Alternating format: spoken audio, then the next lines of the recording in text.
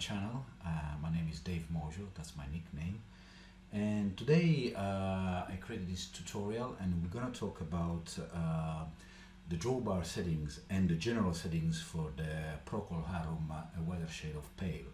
Now I made this tutorial to share these simple informations with you, and for all the Hammond lovers I think this is a nice information and to share with you, but also to know.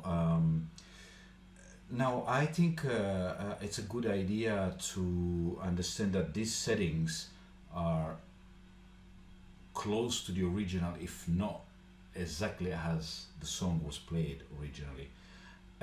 But it doesn't necessarily mean that you cannot use other type of settings, you know.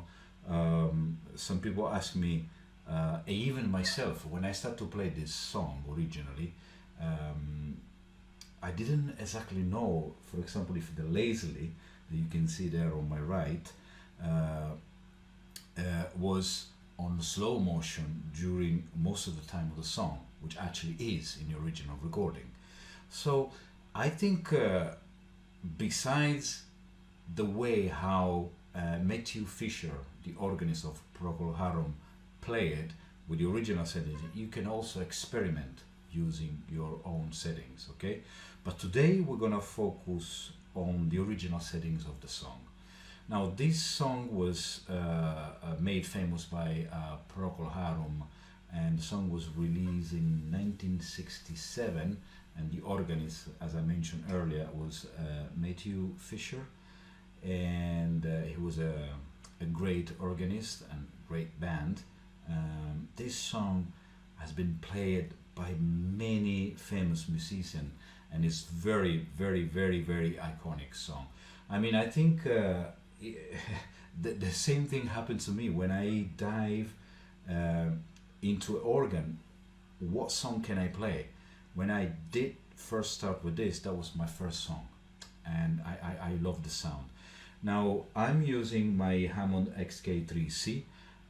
You can use any Hammond clone and not necessarily have to use the dual manual. Now the original was played in the dual manual. The Procol Harum used on the original recording Hammond 102 was a spinet Hammond. It was more a portable version. It was still a big beast, but compared with the B3 or the C3, that was more portable. Was an organ, I think, that was meant to be used home. So it was more portable, smaller, and it has a slightly different sound if compared with the B3.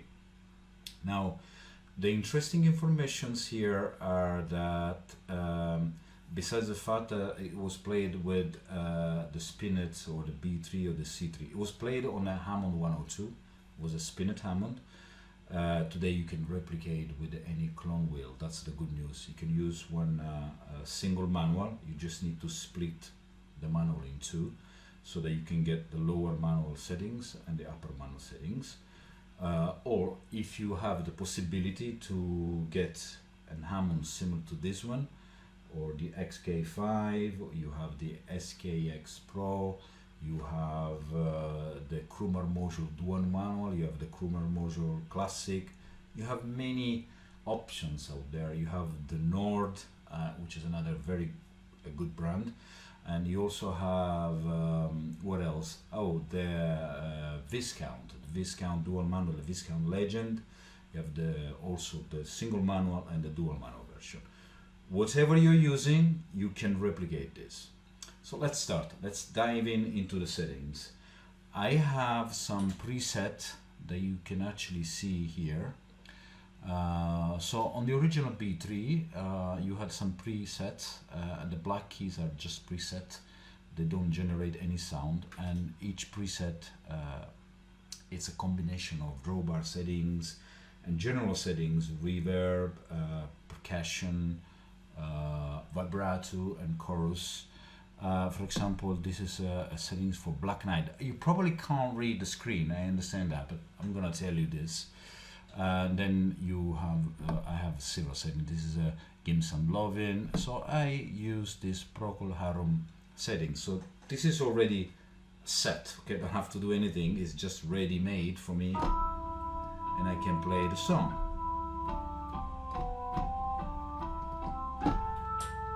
Now, I'm gonna tell you what settings you have to use, because this is the preset. It's already ready because I said it before. But so let's start from the upper manual. For the upper manual, the drawbar settings are 6, 8, 8, 6. Okay, and for the lower manual, you can use 4, 4, 3. This is a bit my settings, but the original was on 3, 3, 2.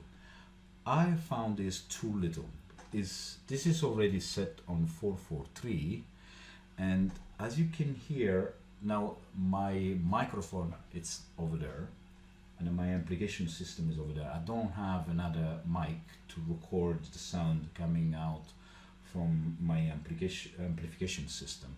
Now, usually when I record a video that you see I posted on YouTube, including this song, A Wider Shade of Pale, that microphone that I'm using now to talk to you is actually placed there on the floor, and I capture both sounds, my Roland and my Leslie, at the same time.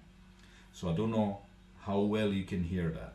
Okay, now I found that the 332, the original lower manual settings, are a bit too low. So I increased this a little bit by pulling the first drawbar a bit. So I set it to 4, the second to 4, and the third one to 3. And I think this is a good balance. Okay, I'm gonna increase the volume.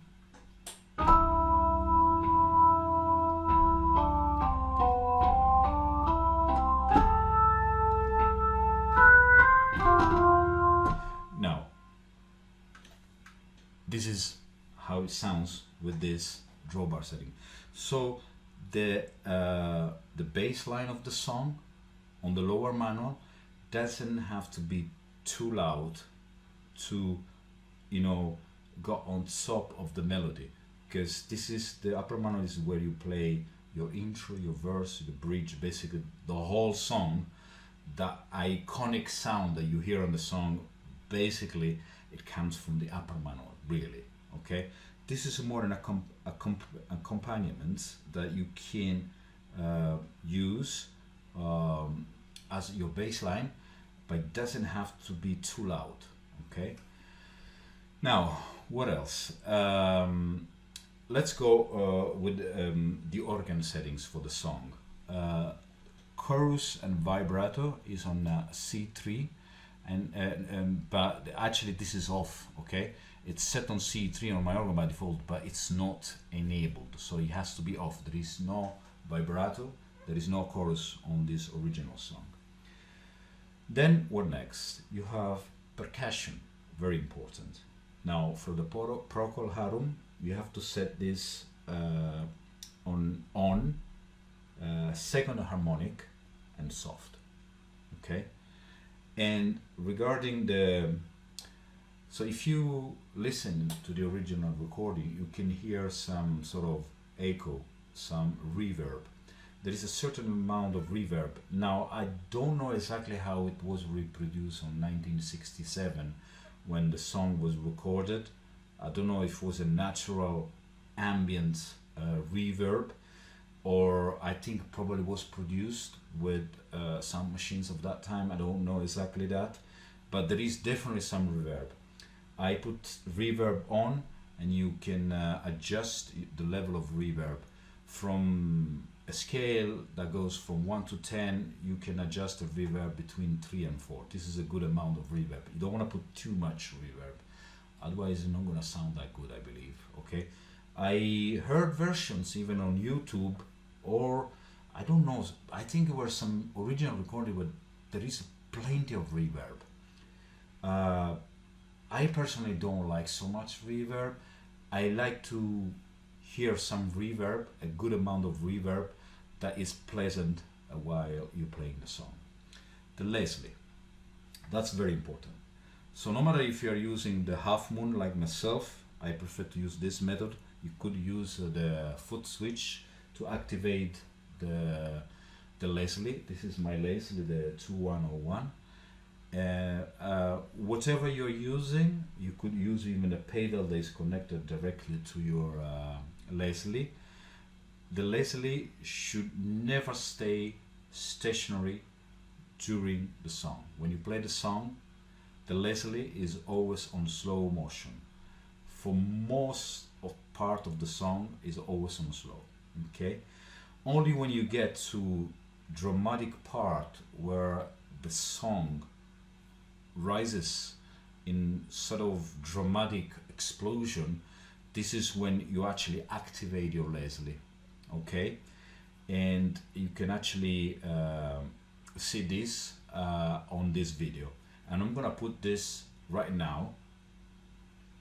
You can actually see and hear this emotional part, I would say, where the Leslie is on fast. The way you brought a tray, and so we was later, as the melody still. Let's resume all the settings. So you have the upper manual set on 6, 8, 8, 6. The lower manual on 4, 4, 3, and you can do this also on a single keyboard. You just need to split your keyboard in two, and your left hand side is your lower manual and your right hand side is your upper manual. Okay, then no chorus, no vibrato, that is off. Percussion on second harmonic, soft. Okay, reverb on, and I will put the amount of reverb in the scale between 0 to 10 or 1 to 10, wherever, around about 3, maybe 4. Okay, no more than that. That's my opinion, but I think it's not going to sound too nice if you put too much reverb. Regarding the Leslie, it's on slow all the time during the song. Only when the song reached a dramatic point where there is an explosion, then you're gonna switch on fast reverb, and then when that part is over, then you switch back to slow. And this is true for the entire song. Okay, that's it. As simple as that. I hope you enjoyed this simple tutorial, and if you like, please subscribe, leave a like, and I'll see you at the next tutorial. Thank you very much. Bye bye now.